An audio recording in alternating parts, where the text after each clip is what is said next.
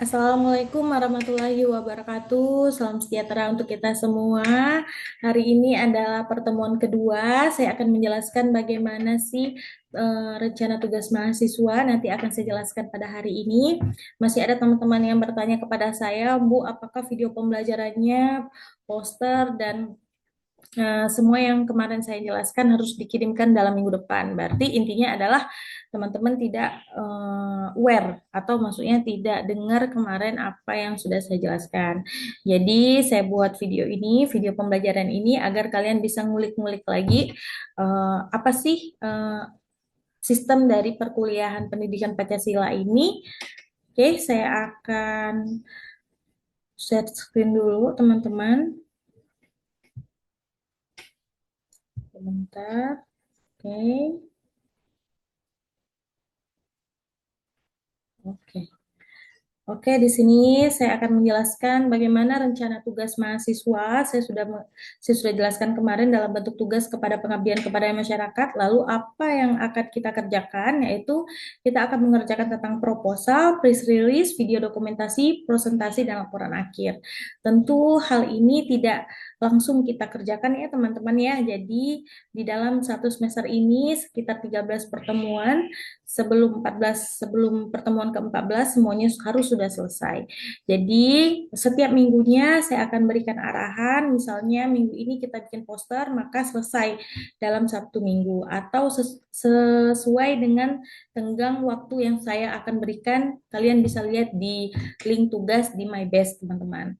Walaupun misalnya ini pekerjaan kelompok, namun saya memberikan tugasnya itu nanti kalian bisa baca lagi tugasnya dan mengumpulkannya secara individu melalui link tugas di My Best. Seperti itu ya. Nah, ini indikator penilaiannya. Kemarin saya sudah juga jelaskan dan bagaimana saya menilai harus secara adil dari dalam 10 orang kemungkinan ada beberapa orang yang tidak mengerjakan. Nanti bakal terlihat di penilaian di indikator penilaian yang kemarin sudah saya jelaskan kemarin. Lalu, mekanisme pendidikan Pancasila, saya ulangi kembali. Mata kuliah ini adalah mata kuliah online ya teman-teman ya, berbasis project based learning atau aksi nyata berupa pengabdian kepada masyarakat. Pertemuan perkuliahan dilakukan secara sinkronus atau minimal 5 sesi dan asinkronus. Nanti saya jelaskan dulu, kalian wajib untuk absensi. Kemarin kita juga sudah mempunyai kesepakatan bahwa absensi tidak bisa saya edit terkecuali kalian memang ada masalah di luar atau my base kita atau secara internal dan eksternal. Pertama internal mungkin my base kita sedang error se-Indonesia atau atau kalian punya masalah di luar dengan misalnya sakit ataupun kalian mengikuti kegiatan yang ada di kampus. Nanti juga ada surat tugasnya ya. Oke, seperti itu. Lalu pada pertemuan ini saya akan menjelaskan apa-apa saja yang dikerjakan nih. Sudah ya, ini ada proposal, video dokumentasi, poster kegiatan, publikasi luaran dan presentasi laporan laporan pelaksana. Untuk pertemuan pertama atau pertemuan kedua ini di awalnya kalian harus menentukan tema. Tema dalam arti tema dalam pelaksanaan kegiatan pengabdian kepada masyarakat ini temanya sesuai dengan mata kuliah pendidikan Pancasila yang dapat kalian pilih melalui seperti ini. Ada Pancasila dalam sejarah, Pancasila sebagai dasar negara, Pancasila sebagai ideologi negara, Pancasila sebagai filsafat nilai Pancasila, Pancasila sebagai sistem etika, dan lain-lain. Nah, bagaimana caranya untuk melakukan proyek ini? Kalian bisa melalui presentasi dalam kegiatan pengabdian kepada masyarakat, yaitu mungkin di sekolah, di kalangan rumah, ataupun kalian melakukan suatu aksi di dalam manfaat di dalam pengabdian kepada masyarakat. Lalu apa saja sih aksi tersebut? Apa maksudnya uh, dalam bentuk apa sih gitu ya? Nah, dalam bentuk apa sih? Yang pertama uh, kita harus melihat dari sila Pancasila itu kita mencerminkan atau maksudnya kayak gini, dari sila Pancasila yang tema yang sudah kita pilih misalnya apa sih aplikasikan kepada masyarakat dalam bentuk seperti apa sih? Nah, seperti gini, kalau misalnya sila ketuhanan yang Maha Esa, menjalankan bagaimana contohnya di dalam melakukan eh, pengabdian kepada masyarakat, yaitu yang pertama adalah menjalankan ibadah dengan tertib, tidak mengganggu orang lain, ataupun tidak mengganggu orang lain, menjaga kerukunan antar umat beragama, dan menghindari sentimen negatif terhadap agama lain.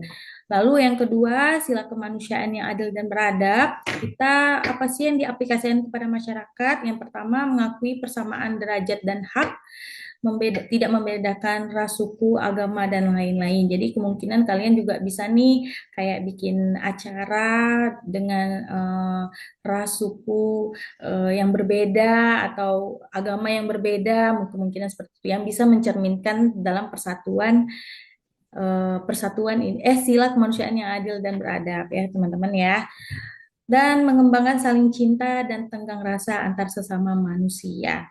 Lalu sila persatuan Indonesia kalian juga bisa mengaplikasikan dengan bergotong royong, membersihkan lingkungan di rumah, di masjid ataupun di tempat-tempat umum yang dapat membangun masyarakat, kebersamaan di dalam masyarakat.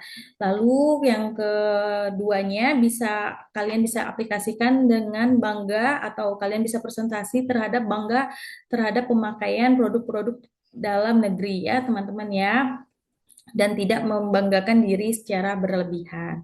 Lalu kita lanjut untuk sila kerakyatan yang dipimpin oleh hikmat kebijaksanaan dalam permusyawaratan perwakilan. Apa saja yang diaplikasikan yaitu menghargai pendapat orang lain, menjunjung tinggi prinsip demokrasi, yaitu kedaulatan yang diwujudkan melalui permusyawaratan.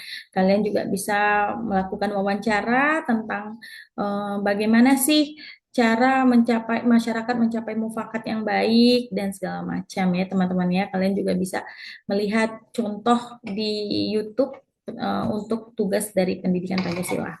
Lalu sila keadilan atau yang terakhir adalah terhadap semua orang, bagaimana kita memberi bantuan kepada orang lain dengan mendukung kemajuan yang merata, seperti membantu misalnya kalau di dalam mahasiswa kalian bisa melaksanakan kayak Jumat Berkah kayak gitu ya, kalian memberikan sesuatu bantuan kepada masyarakat. Nah itu ya, itu contoh dari aplikasi terhadap masyarakat atau proyek yang akan kalian kerjakan.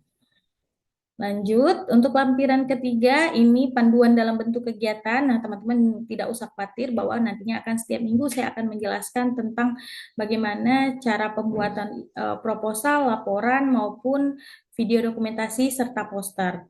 Nah, untuk teman-teman, untuk pertemuan kedua ini, saya tadinya eh,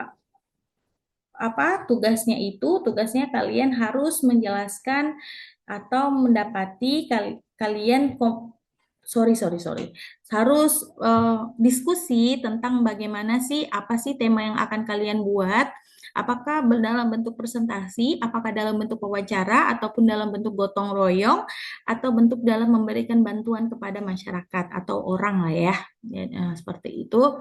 Tidak perlu mahal ya teman-teman ya. Jadi bisa juga kalian misalnya yang kue, kue kalian bagikan kepada masyarakat itu kan dalam bentuk masih kita mm, memberikan bantuan ya. Nah, seperti itu.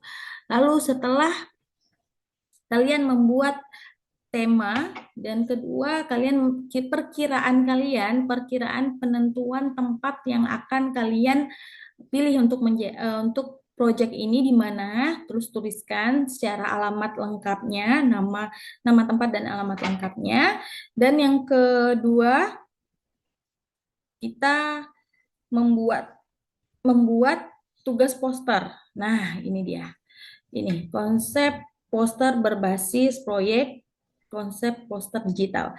Ini sudah saya berikan contoh dan syaratnya atau ketentuannya ini di bentuk kegiatannya ini di dalam My Best. Jadi kalian bisa baca lagi dan mengikuti, seperti itulah contohnya ya yang harus kalian buat. Jadi intinya 3 tugas dalam pertemuan kedua ini. Pertama, kalian menentukan tema, menentukan tempat, dan membuat poster ya dalam jangka waktu 1 minggu, teman-teman.